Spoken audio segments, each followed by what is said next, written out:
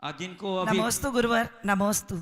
आशीष हाथ गुरु का जब से मिला है, संतोष का कमल जीवन में खिला है। निर्दाम ही मिल रही मुझको स्ववस्तु, मैं बार बार करती गुरु को नमोस्तु। नमोस्तु गुरुवर। हे गुरुवर, मुझे बहुत दिनों से ये विचार मन में आता है कि जो लोग धार्मिक संस्थाओं में कार्य तो करते हैं लेकिन उस कार्य का लाभ स्वयं नहीं ले पाते। जैसे हम धार्मिक शिक्षण शिविर वगैरह लगाते हैं तो हम व्यवस्थाओं में इतने व्यस्त हो जाते हैं कि हम उसमें स्वयं पठन पाठन नहीं कर सकते हैं। तो इससे मुझे ये शंका होती है कि हमको क्या फ़ायदा लगाने से हम खुद तो उसमें कुछ लाभ ले ही नहीं पाते हैं। अगर सब यही सोचने लगेंगे तो कोई लाभ नहीं ले पाएगा। सब यही सोचने लगे कि हमको लाभ नहीं मिलता तो हम आयोजन में क्यों जुड़े, तो आयोजन ही नहीं होंगे। अरे आप ये सोचिए कि कुछ हाथ आगे आते हैं तो बड़े बड़े आयोजन संपन्न होते हैं। ये जितने लोगों को लाभ मिलता है वो आपके निमित्त से मिलता है।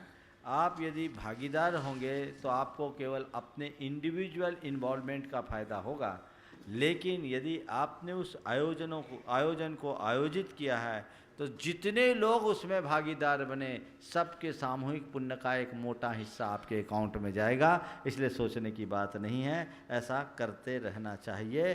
कार्यकर्ता के बिना कोई कार्यक्रम आयोजित नहीं होते।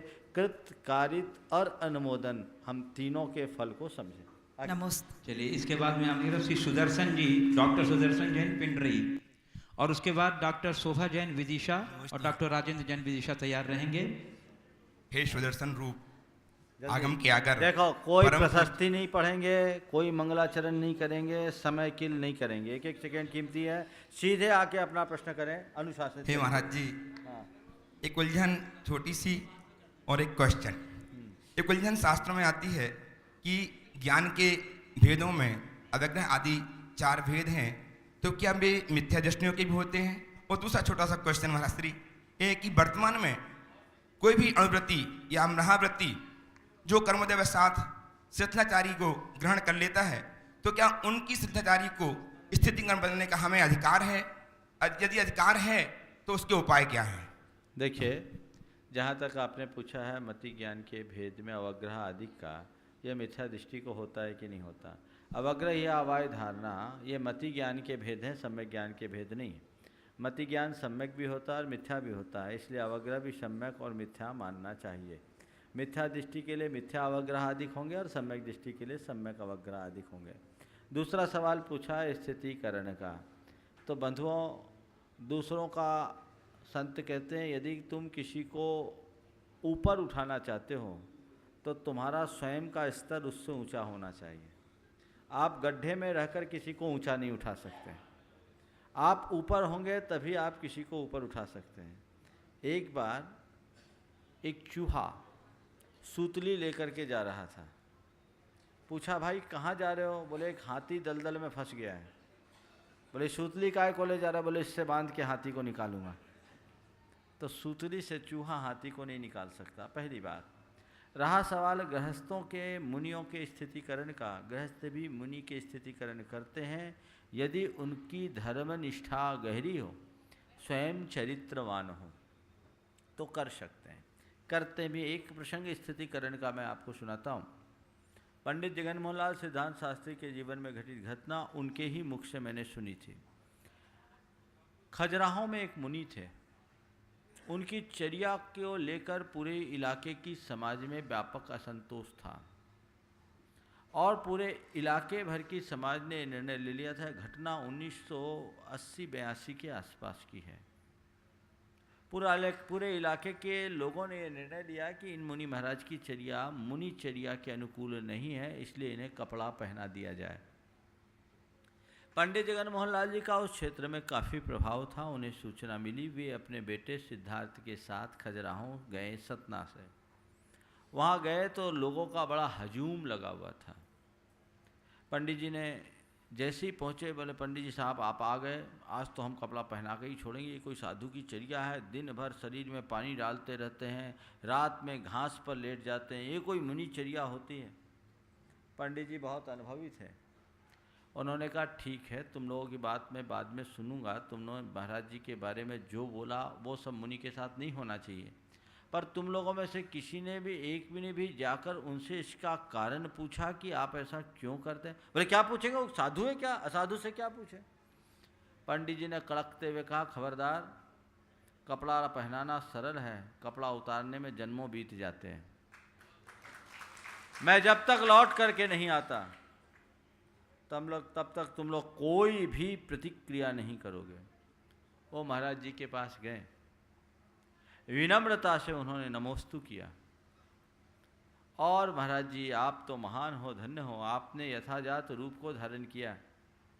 जिन मुद्रा आपने धारण किया, तिलोक पूज्य तिलोक वंदनीय स्वरूप आपने प्राप्त किया, आपकी कितनी महिमा गाऊं उतना कम है। लेकिन महाराज श्री, आपके विषय में जो हमने सुन रखा है वो बात ठीक नहीं जचती, ये चीज़ ठीक नहीं है। इतना सुनते ही उन मुनि महाराज की आंखों में आंसू आ गया और महाराज ने कहा पंडित जी मुझे भी अपनी इस चर्या को देखकर बड़ा पश्चाताप होता है, लेकिन मैं क्या करूं, मेरे संपूर्ण शरीर में दाह ज्वर है, मेरे पूरे शरीर में दाह होती है, ऐसी जलन जिसे बर्दाश्त न किया जा सके। दिन में तो मैं जैसे तैसे कमंडल के पानी से अपने शरीर को सींच कर दाह शांत करता हूँ, रात में जब मुझसे बर्दाश्त नहीं होती तो मैं घास पर लेट जाया करता हूँ, मैं क्या करूँ? महाराज ने उन्हें समझाया, पंडित जी ने समझाया, महाराज आप तो महाव्रती हो, अनंत पुरुषार्थी हो, आपकी आत्मा में बड़ा पराक्रम और पुरुषार्थ है, आप निश्चित नरकों की वेदना को सहा, ये भी वेदना सहें। महाराज ने साथ में ये कहा कि 3 दिन से मेरा आहार भी नहीं हो पाया है, अंतराय हो रहे हैं। बोले महाराज आपकी आहार और वैयावृत्ति की जिम्मेदारी हमारी है, हम आपकी चिकित्सा भी कराएंगे, आप अपनी चर्या को ठीक करें तो बहुत उत्तम होगा। पंडित जी के द्वारा समझाए जाने के बाद महाराज का मन स्थिर हुआ। उन्होंने कहा कि निश्चित मैं इसका प्रायश्चित ग्रहण करूंगा और फिर उसी दिन वैद्य को बुलाकर उनकी चिकित्सा कराई गई और वे महाराज स्वस्थ होकर एक अच्छे चर्या के धारी साधु के रूप में प्रतिष्ठित हो गए। पंडित जी ने लौटते ही लोगों से कहा कि तुम लोगों ने साधु को कपड़ा पहनाने की बात तो सोच ली, लेकिन साधु की चर्या कराने की जिम्मेदारी क्या श्रावकों की नहीं है? क्या उनको आहार देने की वैयावृत्ति की जिम्मेदारी क्या श्रावकों की नहीं है? क्या उनकी चिकित्सा कराने की जवाबदेही श्रावकों की नहीं है? इसलिए एक सम्यक दृष्टि श्रावक ही सम्यक दृष्टि मुनि का स्थितिकरण कर सकता है। हाथी को खून की ज़रूरत हो तो हाथी दे दिया जा सकता है, चींटी से नहीं। इस बात को ध्यान में रखना की ज़रूरत है। आजकल चींटियां हाथी को ब्लड देने में लग गई हैं। चलो, इसके साथ डॉक्टर श्री चक्रे जैन छिंदवाड़ा, अनिता मनोज सेन सोगानी जयपुर, शुभांशु जैन जबलपुर, प्रांशु जैन गुड़गांव, दीपक रूबल सेठी बेंगलोर, ये सभी यहाँ पीछे दीर्घा में तैयार रहेंगे। और अभी डॉक्टर श्रीमती शोभा जैन, नमोस्तु महाराज श्री, और श्रीमती चंद्रकला पाटनी भी तैयार रहेंगे। नहीं, हाँ चलो। प्रेग्नेंट लेडी प्रेगनेंसी पीरियड में कितने माह तक महाराज श्री को आहार दे सकती है? प्रेग्नेंट लेडी 5 माह के बाद आहार नहीं दे सकती, 5 माह तक दे सकती। नमो आगे, हाँ। डॉक्टर राजेंद्र जी जैन, गुरु चरण के भक्त, लगातार 10 वर्षों गुरुदेव से के चरणों में त्रैवार सादर नमोस्तु। बोला ना, नमोस्तु वगैरह नहीं करना, सीधे प्रश्न करो। चलो। गुरुदेव, ये अरहंत भगवान के कितने प्राण होते हैं? अरहंत भगवान के इंद्रिय प्राण नहीं होते, मन प्राण नहीं होते, 4 प्राण होते, आयु, बल, श्वासोश्वास और मन बल, वचन बल, काय बल, आयु और उच्छ्वास। चलो, एक प्रश्न और अब एक ही एक सेकंड। बहुत लोग हैं। ये झरने का और नदी का पानी, इसका महाराजों को आहार में उपयोग कर सकते हैं? अच्छे से कर सकते हैं। उसको बहता जल बहता जल प्राशुक होता है, अंतर मुहूर्त तक छानने के बाद जीवानी?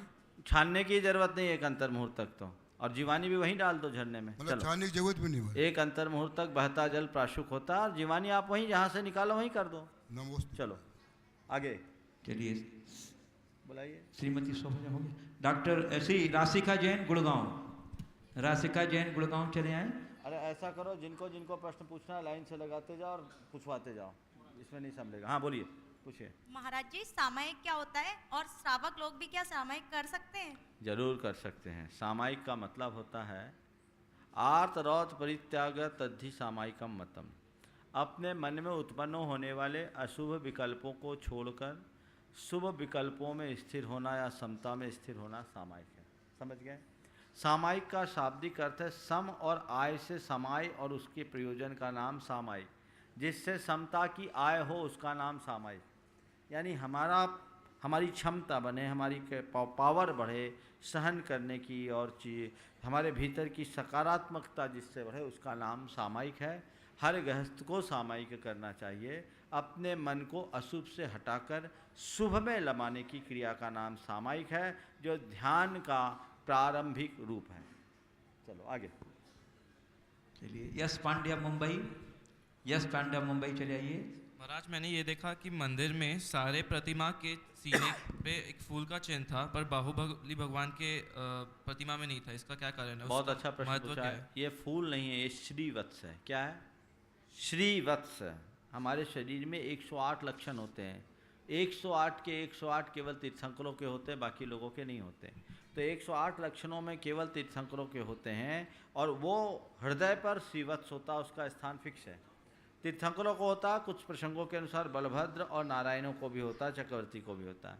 बाहुबली कामदेव थे, उनके हृदय में श्रीवत्स नहीं था, इसलिए बाहुबली के यहाँ छाती पर वो श्रीवत्स का अंकन नहीं होता।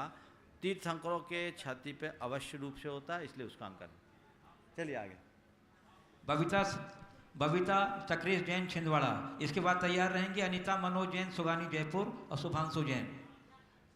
हाँ पूछिए। महाराज श्री नमोस्तु।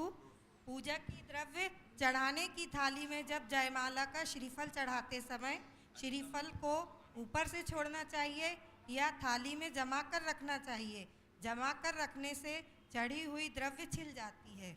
देखिए, जो चढ़ी हुई द्रव्य है उससे चढ़ाने वाली द्रव्य को अस्पृश्य रखना चाहिए, उससे दूर रखिए। आप थाली में चढ़ाइए, हाथ में चढ़ाइए, जैसे चढ़ाइए श्रद्धा से चढ़ाइए, उसका कोई निश्चित विधान नहीं। चलिए आगे। विशेष नक्षत्र अब हो गया में ना? दान का क्या महत्व होता है? विशेष नक्षत्र में दान का महत्व यही है कि लोगों के अंदर प्रेरणा जग जाती है और दान मांगने वालों की दुकान चल जाती है। अनीता मनोज जैन। सुनो, एक बहुत अच्छी बात कह रहा हूँ। आजकल ये धंधा चालू हो गया है। आज ये नक्षत्र है, इस नक्षत्र में दान दोगे तो तुम्हारा कई गुना फलेगा। मैं आप सबको सावधान करता हूँ, दान इस भाव से दो ही नहीं कि तुमने जितना दिया उससे कई गुना मिले। दान तो हम अपने पाप को साफ करने के लिए देते हैं, तो अपने पापों के प्रक्षालन के उद्देश्य से दान देना चाहिए। और दान करने के साथ इस तरह के सौदाबाजी की बातें करना मुझे जचती नहीं। कई लोग इस नाम से अपनी दुकान चला देते हैं, ये बात ठीक नहीं। किस नक्षत्र से दान देने से ज़्यादा पुण्य मिलता मुझे ये नहीं मालूम, पर किस भाव से दान देने से ज़्यादा पुण्य मिलता है वो मुझे पता है। और वो कौन सा भाव है? अत्यंत अहोभाव और प्रसन्नता के भाव से आप दान दोगे, आपको साथ से पुण्य का बंध होगा। और मैं आपसे एक बात और कहता हूँ, दान देने के लिए मुहूर्त मत देखो, जब मन में भाव आ जाए तब दे दो, क्योंकि दान देने से तुम्हारा दुर्मुहूर्त चलता है। दान देने के लिए मुहूर्त देखने की जरूरत नहीं। आगे। शुभांशु जैन जबलपुर। हम बच्चे जैन धर्म की प्रभावना के लिए अपने क्या उत्कृष्ट कर सकते हैं? जैन धर्म की प्रभावना के लिए हम बच्चे क्या कर सकते हैं? बहुत अच्छी बात है। सबसे पहले तो यह है कि बच्चे अपने आप को जैनत्व की कसौटी पर खड़ा रखें। हम अपने जैन धर्म का खुद पालन करें और दूसरों को प्रेरणा दें। जब भी हमारे सामने खासकर जैनी लोग, बड़े लोग गलत काम करते दिखे तो उनसे कहें, चाचा जी, भाई साहब, मम्मी जी, भाभी जी, चाची जी, आप ये सब करते हैं जैन धर्म के लिए शोभास्पद नहीं है। अगर आप अपनी चर्या में दृढ़ रहेंगे तो आपसे प्रभावित होकर के दूसरे लोग बदलेंगे। देखो बच्चों का बड़ों पर क्या प्रभाव पड़ता है। सन 1995 में हमारा चातुर्मास भोपाल में था। वहाँ एक शिविर लगा बैनारा जी के नेतृत्व में और 3000 शिविरार्थी वहाँ थे। 3000 शिविरार्थियों में 5 सेक्शन नॉन जैन बच्चों का था। वहाँ हमसे एक जुड़े हुए सज्जन थे जो आकाशवाणी में डायरेक्टर थे, सुरेश चौधरी। उन्होंने कहा, महाराज जी मेरे एक मित्र हैं दीक्षित जी, वो चार्टर्ड अकाउंटेंट हैं, उन्होंने कहा कि भैया तुम्हारे महाराज ने शिविर क्या लगा दिया, हमारा तो खाना हराम हो गया। हमने पूछा भैया तो उनके खाने से हमारे शिविर का क्या मतलब? बोला उनकी 8 साल की बच्ची इस शिविर को अटेंड की और उस 8 साल की दीक्षित की बेटी ने रात्रि भोजन का त्याग कर दिया। अब रात्रि भोजन का त्याग करने के बाद उसने तो त्याग कर दिया, अब खाना खाने के लिए हम बैठे तो मेरी बेटी कहती पापा आप रात्रि भोजन क्यों करते हैं, इसमें तो मांसाहार का दोष लगता है, इसमें जीव हत्या होती है, आप जीव हत्या क्यों करते हैं? बोले 3-4 दिन से बोल बोल करके इनने हमको सुधार दिया, मेरा रात्रि भोजन त्याग हो गया। तो बच्चे धर्म की प्रभावना कैसे कर सकते? अपनी चर्या इतनी अच्छी रखो कि तुमको देखकर तुम्हारे बड़े शर्मिंदा हो और सुधर जाए। चलो इसके बाद प्रांशु जैन गुड़गांव। प्रांशु जैन गुड़गांव। हाँ महाराज जी मेरा प्रश्न था कि देव दर्शन की सही विधि क्या है? देव दर्शन की सही विधि, बहुत अच्छी बात पूछी आपने, ये सबसे जुड़ा हुआ प्रश्न है। देव दर्शन के लिए जब आप मंदिर में जाते हैं तो कैसे जाएं? सबसे पहले तो आप घर से जब भी मंदिर के लिए निकलें तो अपना, भैया ये आवागमन क्यों कर रहे हो? इधर बेंच लगवाओ तो एक, इधर से आवागमन बंद करो, धर्म सभा की मर्यादा। भाई साहब आप वहीं बैठे रहो, वहीं बैठे रहो, हाँ गड़बड़ हो जाएगा। इसी बेंच को सीधा करो, ब्लॉक करो। ऐसे कभी धर्म सभा में मत जाओ जिससे सबका ध्यान भंग हो, महान अंतराय कर्म का बंद होता है, समझ गए? ऐसा कभी नहीं करना। जितने लोग सुन रहे हैं वे सब इसका ध्यान रखना। मैं आप सबसे कह रहा था दर्शन, दर्शन का मतलब क्या होता है आपको पता है? दर्शन का मतलब क्या होता है थोड़ा मैं इस सभा से जानना चाहूँगा। दर्शन मतलब, हाँ दर्शन का मतलब क्या? देव दर्शन, दर्शन, दर्शन शब्द का मतलब क्या? हाँ तो भगवान को देखने जाते हैं कि हैं कि चले गए, जाग रहे कि सो रहे? दर्शन का मतलब क्या? आप दर्शन करने जाते हैं मतलब, हाँ भगवान से मुलाकात करना। दर्शन का मतलब है भगवान से मिलना, भगवान का भेंट करना। भगवान से भेंट करने जाते हैं, भगवान से मिलने जाते हैं, समझ गए? तो दर्शन करने जा रहे हैं यानी भगवान से मिलने जा रहे हैं। भगवान कौन है? भगवान कौन है? 3 लोक के नाथ। 3 लोक के नाथ से मिलने जाओगे तो कैसे जाओगे? आप किसी अदने से अधिकारी से मिलने जाते हो तो कैसे जाते हो? धड़ल्ले से जाके उसके चेम्बर में घुस जाते हो? क्या करते हो बोलो? हाँ तुम अपने स्कूल में प्रिंसिपल के चेम्बर में जाना होता तो क्या करते हो? घुस जाते हो ऐसे ही, हाँ एकदम छाती खोल कर? क्या करते हो?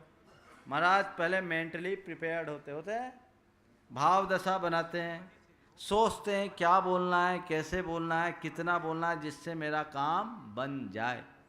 तो एक साधारण अधिकारी से मिलने के लिए आप इतनी सावधानी रखते इसलिए क्योंकि आपकी नज़र में वो एक उच्च अधिकारी है, उससे बात करने के लिए मुझे बहुत सावधानी की ज़रूरत है, अंदर से अवेयरनेस आवश्यक है ना।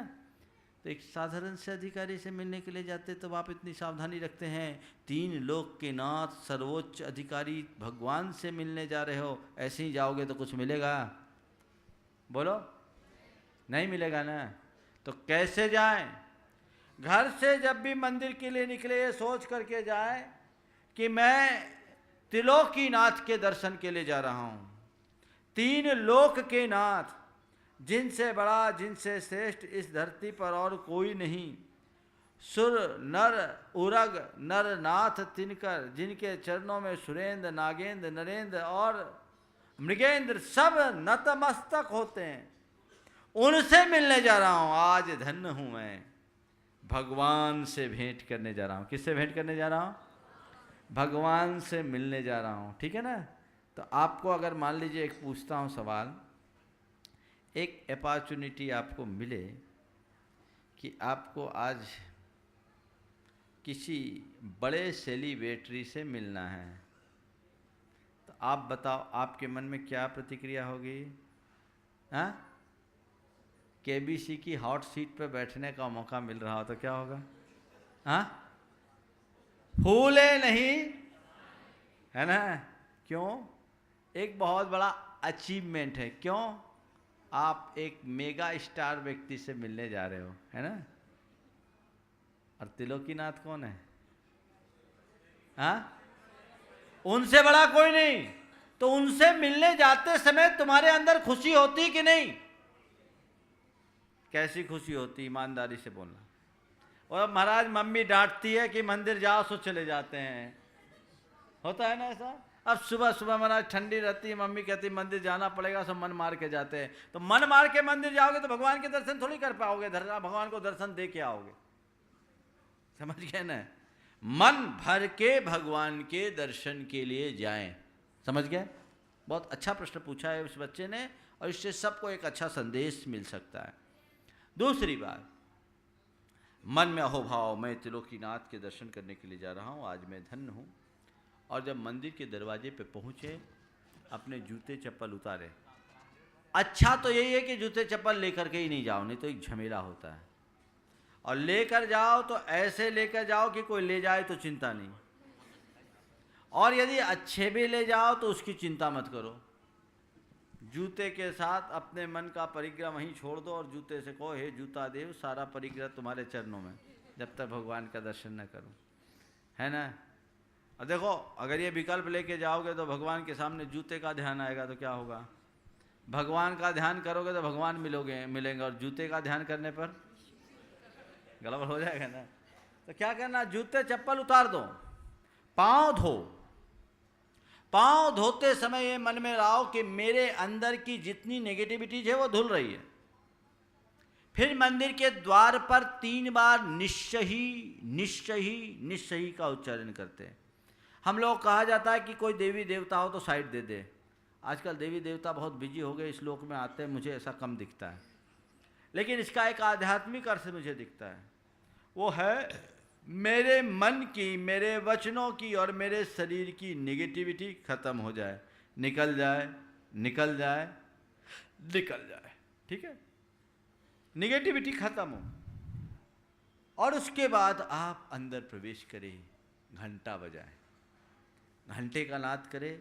घंटे की ध्वनि आपके सिर पर गिरनी चाहिए।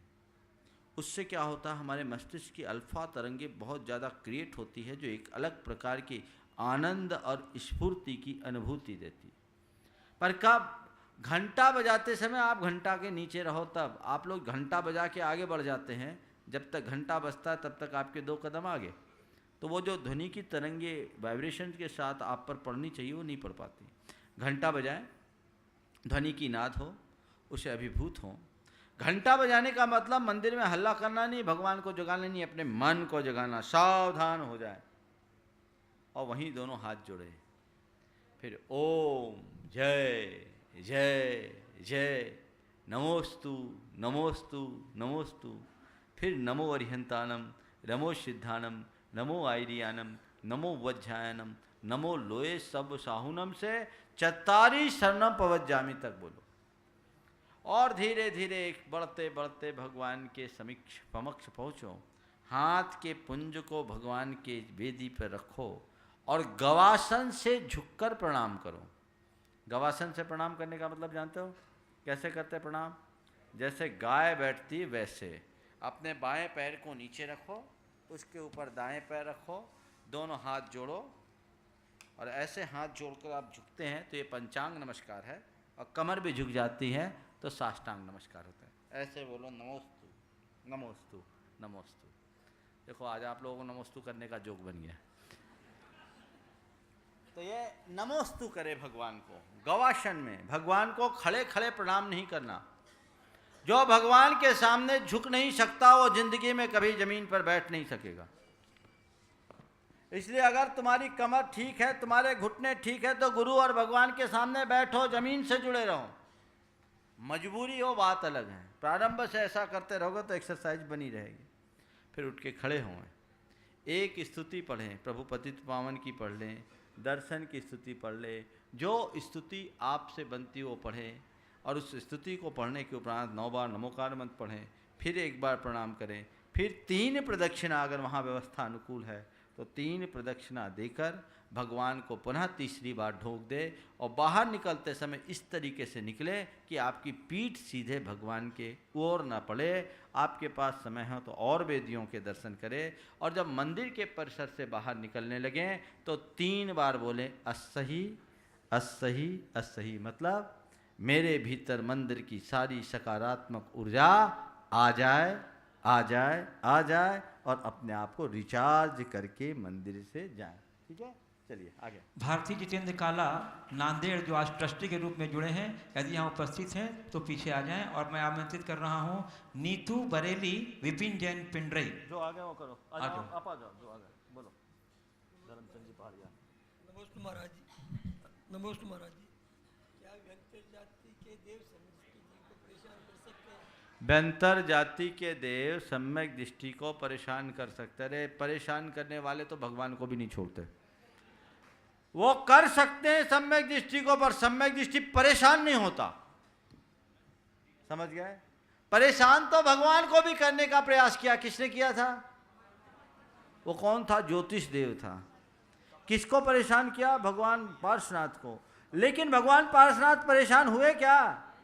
अंतर यही है सम्यक दृष्टि और मिथ्या दृष्टि में। मिथ्या दृष्टि को कोई परेशान करता है तो परेशान हो जाता है, और सम्यक दृष्टि को कोई परेशान करता है तो परेशान करने वाला परेशान होता है, सम्यक दृष्टि परेशान नहीं होता।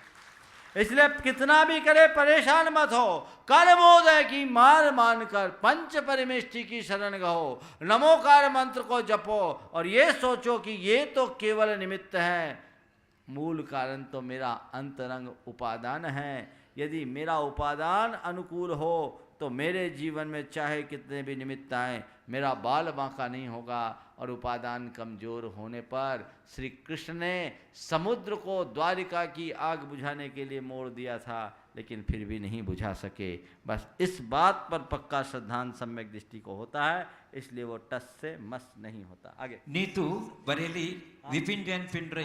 बोलो। हाँ। शरीर का कोई अंग इनका एक प्रश्न है कि किसी इनके माने परिवार में एक बच्चे का अंगूठे का एक भाग थोड़ा सा कट गया और उनको किसी ने कह दिया आप अभिषेक नहीं कर सकते, पूजन नहीं कर सकते। देखिए, अंग हीनाधिक हो तो आहार नहीं दे सकते, अभिषेक नहीं कर सकते, लेकिन उंगली, आँखें ये अंग नहीं उपांग हैं।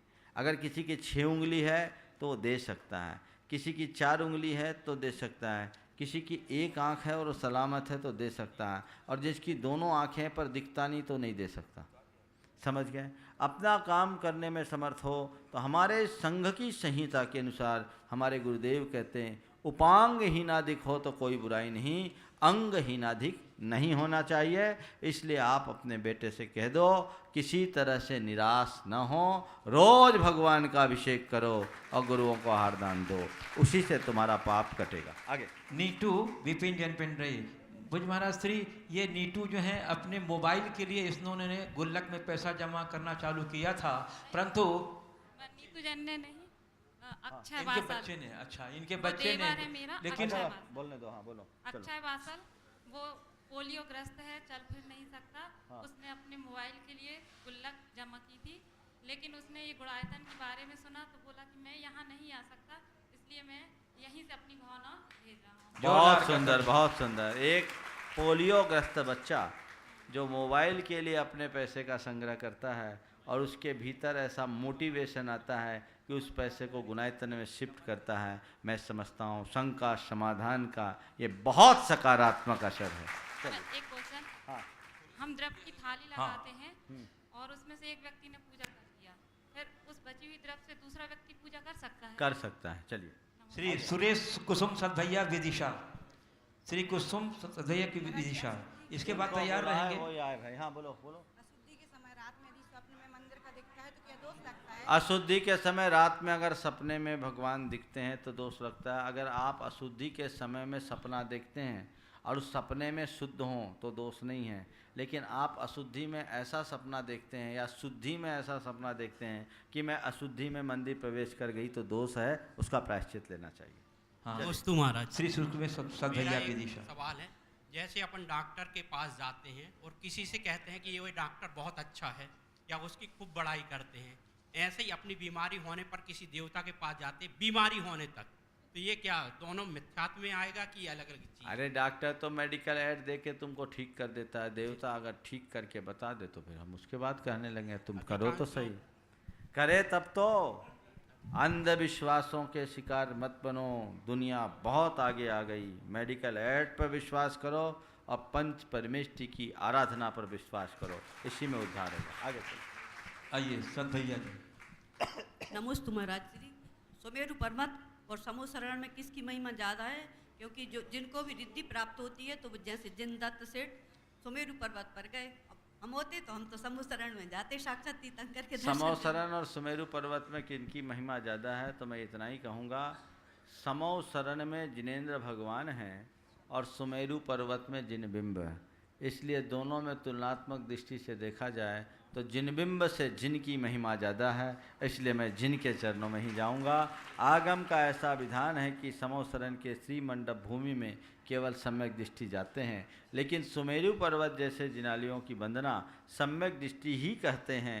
ऐसा कोई निर्णायक विधान हमने आगम में नहीं पढ़ा। आगे सुरेश जी। हाँ नमस्कार। मैं पिछले 4-5 साल से अनुभव कर रहा हूँ कि जब भी मैं मंदिर जाता हूँ या साधु संतों के संपर्क में जाता हूँ तो कुछ बोलते नहीं बनता है, सिर्फ आंखों में आंसू आते हैं। बहुत अच्छा ये लक्षण है। आचार्य पूज्यपाद ने भगवान की भक्ति करते हुए कहा कि एक अच्छे भक्त की पहचान क्या है? तो कहा, बानिम गदगदयन बपू पुलकयन नेतद्वयन श्रावयन मूर्धानम नमयन करो मुकलियन चेतोपि निर्वापयन। गदगद वाणी, शरीर रोम रोम पुलकित, नेतद्वयन श्रावयन और दोनों आँखों से आंसू की धार और मन पुलकित कर मुकलित हो, वो भक्ति का उत्कृष्ट रूप है। निश्चित ये शुभ लक्षण है, इससे आपके कर्म गलेंगे। आगे अब आप पंडित उमेश जी अमरकंटक, पंडित उमेश जी अमरकंटक। जल्दी करिए भाई। रामराज सुप्रसिद्ध है, पर श्री राम ने सीता जी को घनघोर जंगल में छोड़ दिया, ये क्या विडंबना है? ये रामराज सुप्रसिद्ध है और सीता जी ने घनघोर जंगल में छोड़ा, वो भी अपने राजधर्म के पालनार्थ छोड़ा है। कि हम अगर नीति विरुद्ध कोई कार्य होता है तो भले वो हमारी पत्नी भी क्यों ना हो, उसे स्वीकार नहीं किया जा सकता। ये एक व्यवस्था है। नमस्कार। सरोज जैन छिंदवाड़ा। चले आइए सरोज जैन छिंदवाड़ा। सरोज जैन सीता से कीजिए, सरोज जैन छिंदवाड़ा। उसके बाद कमल कुमार जैन, अनीता जैन गुड़गांव तैयार रहेंगे। नमस्ते महाराज जी। महाराज जी मेरा प्रश्न है कि अपन जैसे पूजा के पश्चात आशिका का विसर्जन गंधोदक से करना चाहिए कि जल से करना चाहिए? आशिका का विसर्जन न गंधोदक से करना चाहिए न जल से करना चाहिए। आशिका में भगवान को थोड़ी बिठाएं जो विसर्जन करेंगे। हृदय में भगवान को विराजे और आशिका में पुष्पांजलि छेपा जाता है। समझ गया? न 3 चावल न 9 चावल न 1 चावल। स्वस्तिकों पर ही पुष्पांजलि छिपेत, ऐसा विधान है। इसलिए जो कहते ठोने में श्री जिनवर की आशिका, अरे वहाँ भगवान थोड़ी, भगवान तो सामने है। श्री जिनवर की आशिका लीजिए शीश चढ़ा, ये कहना चाहिए। ठोने में आशिका लेने का कोई औचित्य नहीं। आगे महाराज श्री कभी कभी कमल कुमार जैन, अनीता जैन गुड़गांव, ये महाराज से आज निर्माण निधि के रूप में भी जुड़े हैं। जोरदार करते ध्वनि सिंह का स्वागत। मेरा प्रश्न है कि कभी कभी गलत विचार आते हैं और उसको कैसे कंट्रोल किया जाए? जब भी मन में गलत विचार आने लगे, आप उस स्थान से हटें, अपना आलंबन बदलें, कुछ अच्छा सुनने लगे, कुछ अच्छा पढ़ने लगे, और बहुत अच्छा है तो आप उनके संपर्क में आए जिनसे आपको अच्छा मोटिवेशन मिलता हो। मेरे संपर्क में एक व्यक्ति आए, उनके अंदर बहुत गलत विचार आते थे, और विचार क्या आप सुनकर हंसोगे, उसके मन में आते थे कि कभी कभी मैं अपने पिता को देखता था और माँ को देखता था तो उनको हत्या करने के भाव मन में आ जाते। माँ और पिता को देखकर बेटे की हत्या करने की इच्छा 17 साल का युवक अपने माता और पिता की हत्या करने के भाव मन में ले आए। आप कल्पना कर सकते क्या होगा? वो मुझसे जुड़ा हुआ था और एक दिन उसने अपने अंदर की बात कही। मैंने उससे कहा कि जब भी तेरे मन में ऐसा विचार आए तो मैंने कहा कि तू नमोकार जपा करो, मंदिर चला जाए करो। बोले महाराज वहाँ भी पीछा नहीं छूटता। वो मेरे प्रवचन का प्रेमी था। मैंने उससे कहा कि तुम एक काम करो, मेरा प्रवचन सुनते हो ना, जब भी माता पिता की प्रति तुम्हारे मन में ऐसे विचार आए, मेरे कुछ प्रवचन थे कि संबंध पिता पुत्र के और आदर्श घर और हूँ नहीं कृतज्ञ कभी मैं, ये 3 विषयों पर प्रवचन थे जिनमें माँ बाप की महिमा और माता पिता के महत्व को मैंने बताया। मैंने कहा ये प्रवचन ले ले, और जब तेरे मन में आए अपने मोबाइल में इसको लोड कर लो, और जब तेरे मन में एक विचार आए प्रवचन सुनने लग। आपको बताऊं, इस घटना को लगभग 4 साल हुए हैं। अभी कुछ दिन पहले मेरे पास आया था, बोले महाराज अब मेरे वो विचारधारा बदल गई, मेरे माँ बाप के प्रति अब मेरे मन में भक्ति आने लगी। तो आप अपने दुर्विचार को सुविचार से दूर कर सकते हैं। इसमें अच्छी प्रेरणा और अच्छा मोटिवेशन बहुत महती भूमिका रखता है। आगे मंजू पाटनी कोलकाता निर्माण निधि के रूप में जुड़ी हैं। नमस्ते महाराज श्री। महाराज श्री बोलते कि अयोध्या नगरी यही है, बोलते नहीं है ही वही जहाँ भगवान जन्मे हैं और सम्मेद शिखर जी से भगवान मोक्ष गए हैं। पर गंगा सिंधु नदियों का वर्णन आते हैं तो बोलते हैं ये वो नदियाँ नहीं है। और मलेक्ष खंड के बारे में भी हमें कुछ पता नहीं है, तो आप थोड़ा उसके बारे में हमें बताइए। इसके बारे में बताने लायक कुछ है ही नहीं, मान लो कि यही है, क्योंकि हमारे पास और कोई दूसरी सूचना नहीं। देखिए, हमारे शास्त्रों में 2 प्रकार के भूगोल का वर्णन है, एक शाश्वत पृथ्वी और एक अशाश्वत पृथ्वी। हमारे शास्त्रों में जो वर्णन है वो शाश्वत पृथ्वी का वर्णन है, और हम जहाँ रहते हैं वो अशाश्वत पृथ्वी। भरत और ऐरावत क्षेत्र के आर्यखंडों में काल के प्रभाव से वृद्धि ह्रास होता है, ऐसा आगम का विधान है। आचार्य विद्यानंदी महाराज के कथनानुसार आर्यखंड में मनुष्यों की बुद्धि, आयु, अनुभव, सुख दुख, भोग के साधनों में ही हानि नहीं होती, क्षेत्र में भी हानि वृद्धि होती है। तो ऐसा हो सकता है कि इस काल के प्रभाव से इस धरती के भौगोलिक स्वरूप में भी कुछ परिवर्तन आया हो, लेकिन आज हमें उसके स्रोत उपलब्ध नहीं है। इसलिए इस विषय में कोई वितर्क करना मुझे समझ में नहीं आता। हमारे शास्त्र में जो भी वर्णन है वो शाश्वत का वर्णन है, और हम जहाँ रह रहे हैं वो अशाश्वत है। इसलिए गंगा सिंधु और हिमवान पर्वत आदि के विषय में अभी कुछ प्रामाणिक तौर पर कह पाना मुझे संभव नहीं दिख रहा है। एक छोटी सी बच्ची है अनुप्रेक्षा जैन।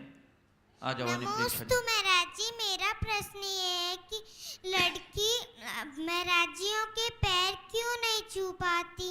क्योंकि वो लड़की है, उनके लिए माता जी है, उनको माता जी का छूना चाहिए। लड़कों के लिए महाराज जी है। ठीक है, चलो। विमल कोधा, डिफू, आसाम। महाराज, मेरा प्रश्न ये है महाराज, सच्ची आत्मिक शांति के लिए सही क्या मार्ग है? गलत मार्ग को छोड़ दो, सही हो जाएगा। सच्ची आत्मिक शांति तब मिलती है जब हम सब आलम्बनों को छोड़ते हैं। पर के आलम्बन से जो भी शांति मिलती है वो सच्ची और स्थायी नहीं होती, और स्व के आलम्बन से जो तृप्ति होती है वह स्थायी और सच्ची होती है। तो आप जब भी शांति पाना चाहें, सच्ची शांति पाने का प्रयत्न और पुरुषार्थ करें। आगे पूज्य गुरुदेव, कुछ लोग टीवी पर ऑनलाइन क्वेश्चन आए हैं, उसमें एक संदीप जैन गुवाहाटी से पूछ रहे हैं, एक डोली वाला अपने जीवन काल में 100-150 वंदना करवा देता है, जबकि वतुआ जैन है, तो उसको क्या वंदना का कुछ फल मिलेगा? पुण्य पाप का संबंध जैन अजैन से नहीं है, पुण्य पाप का संबंध भावना से है। डोली वाले की बात तो जाने दीजिए, एक कुत्ता भी अगर भाव से वंदना कर ले तो उतर सकता है, डोली वाला तो इंसान है। भाव सहित बंदे जो कोई ताके नरक पशुगति नहीं होई। भाव ये लिखा है, ये थोड़ी लिखा भाव सहित बंदे जो जैनी ताके नरक पशुगति नहीं होनी। चलिए आज सुषमा जैन गाजियाबाद। जल्दी शीघ्रता कीजिए, उसके बाद रेखा जैन दिल्ली तैयार रहेंगी। महाराज, मेरा प्रश्न है कि मेरे पति की मृत्यु हो चुकी है, मैं कन्यादान अपने हाथों से कर सकती हूँ पैरों को समझकर? अरे कन्यादान एक सामाजिक रीत है और इसमें पति की प्रमुखता होती है। जहाँ जैसी सामाजिक रीत है वैसे करें। कन्या का विवाह करना है, कन्यादान अपने हाथों से करे तो समाज इसको पचा नहीं पाती, पर धार्मिक दृष्टि से इसमें कोई निषेध जैसी बात मुझे समझ में नहीं आती। जहाँ जैसी सामाजिक रीत है आप वैसा करें।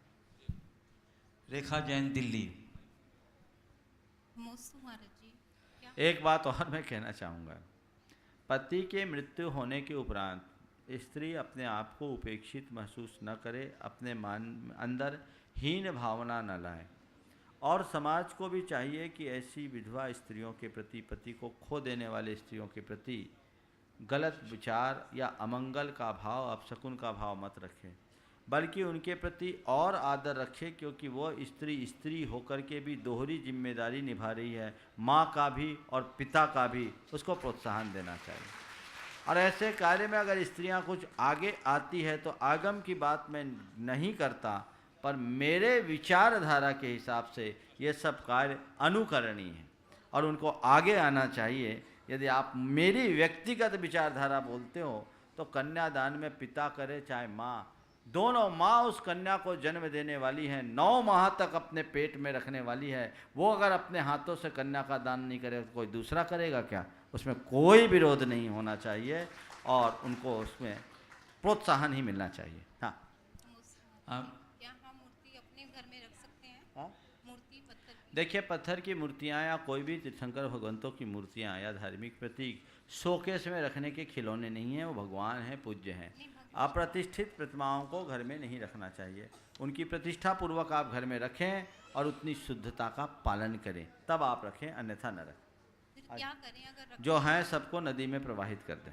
बंधुओं, आज सौभाग्यकांक्षी भारती जितेंद्र कुमार काला जो ट्रस्टी के रूप में गुणायतन से जुड़े हैं, मैं उन्हें आमंत्रित कर रहा हूँ, कृपया आवें। और उनके सम्मान के लिए मैं डॉक्टर आशा जैन जो शिरोमणि संरक्षक हैं हमारे, उनको मैं आमंत्रित कर रहा हूँ कि प्रतीक चिन्ह दे करके उनका सम्मान कीजिए और आप उनके सम्मान में तालियों का उतान दीजिए। बंधु, ये इनकी भावना का हम बहुत बहुत सम्मान करते हैं। एक और ट्रस्टी आए हैं, बोलो। हाँ, एक आज बने और दूसरे को प्रेरणा और जिताइए। ये आज स्वयं बने हैं स्वतः स्फूर्त भावना से और दूसरों को भी प्रेरित करके लाए हैं, वो भी आज ट्रस्टी के रूप में जुड़े हैं। जोरदार जरा नाम बता। ना बोलो। अमोल दीपक जैन कहाँ से?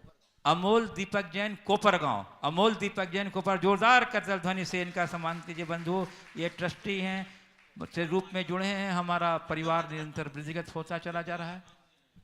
श्री भागचंद जी, भारती जी आ जाएं। नहीं है,